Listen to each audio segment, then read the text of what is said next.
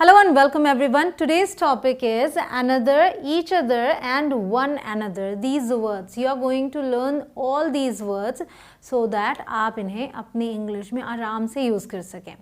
सबसे पहले बात करेंगे another की. Another का मतलब क्या होता है? Another का मतलब होता है एक और, क्योंकि यहाँ पे देखिए and जुड़ा हुआ है, तो इससे बात क्लियर है कि आप इसे कितनी चीज़ों के लिए यूज़ करेंगे.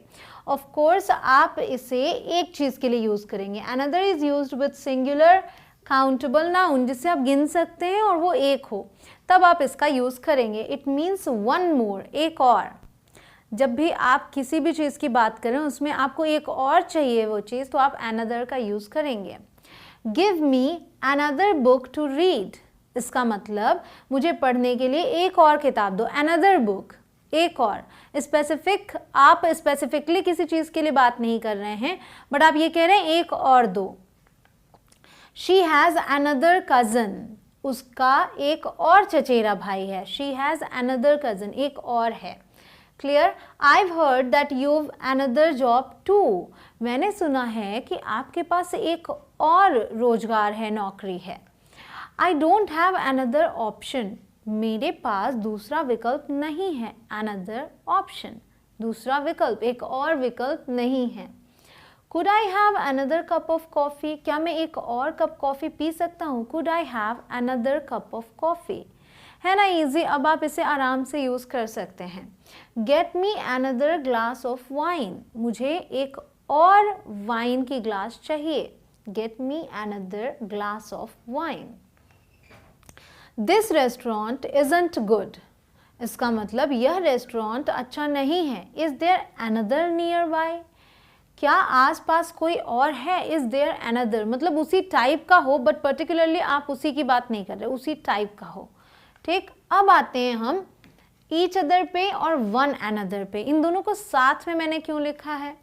Each other versus one another, क्योंकि यहाँ बात है एक दूसरे की, एक दूसरे से, एक दूसरे की. जब आप इसे बोलते हैं तो आप इन दोनों में से किसी एक का यूज़ करते हैं. या तो ईच अदर यूज़ करेंगे या फिर वन अनदर यूज़ करेंगे.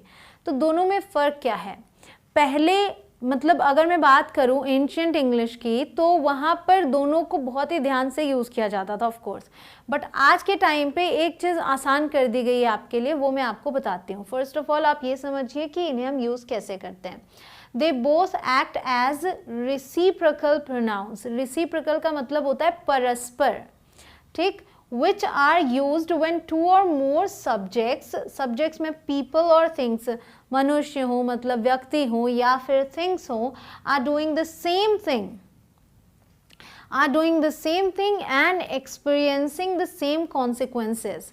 अब देखिए मैं आपको बताती हूँ कि जैसे मान लीजिए दो व्यक्ति हैं, दोनों व्यक्ति एक दूसरे के साथ कोई काम कर रहे हैं, मतलब एक क्रिया कर रहा है, दूसरे पर उसका प्रभाव पड़ रहा है, और दूसरा भी वही क्रिया कर रहा है और पहले पे उसका प्रभाव पड़ रहा है. तो जब एक दूसरे की परस्पर बात करेंगे हम, तब हम इसका यूज़ करेंगे.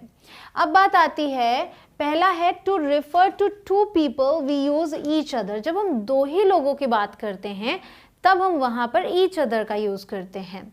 To refer to more than two people, we normally use one another.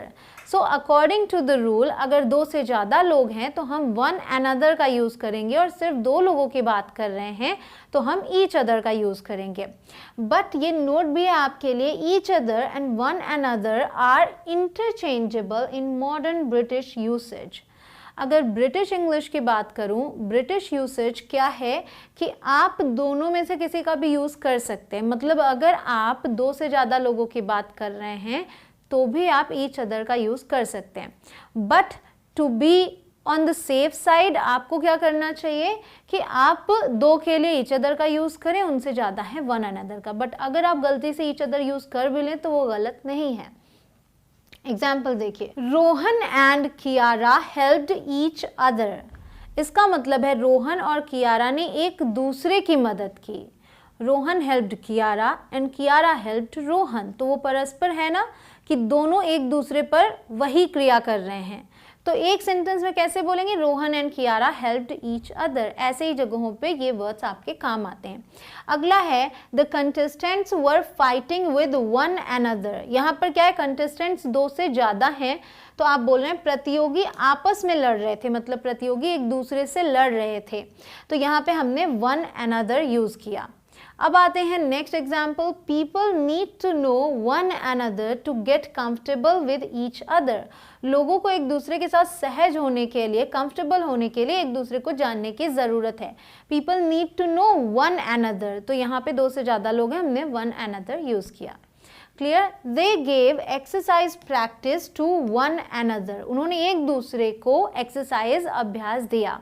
सो क्या है यहाँ पे, एक दूसरे को, और ज़्यादा लोग हैं इसलिए हमने वन अनदर यूज़ किया।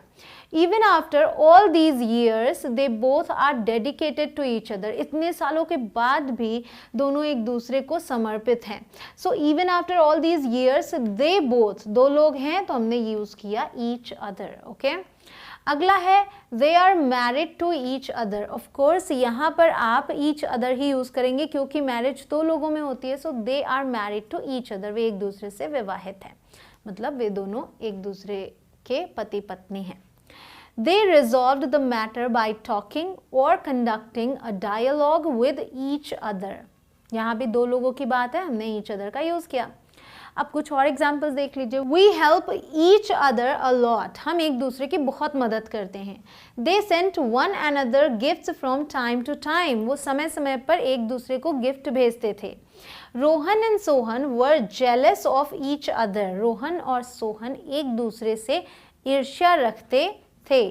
दे didn't dare to look at one another. उन्होंने एक दूसरे को देखने की हिम्मत भी नहीं की, कोशिश भी नहीं की। दे डिडंट डेयर, तो वन अनदर। क्लियर। अब एक बहुत ही इंपॉर्टेंट चीज़ है पोजेसिव्स।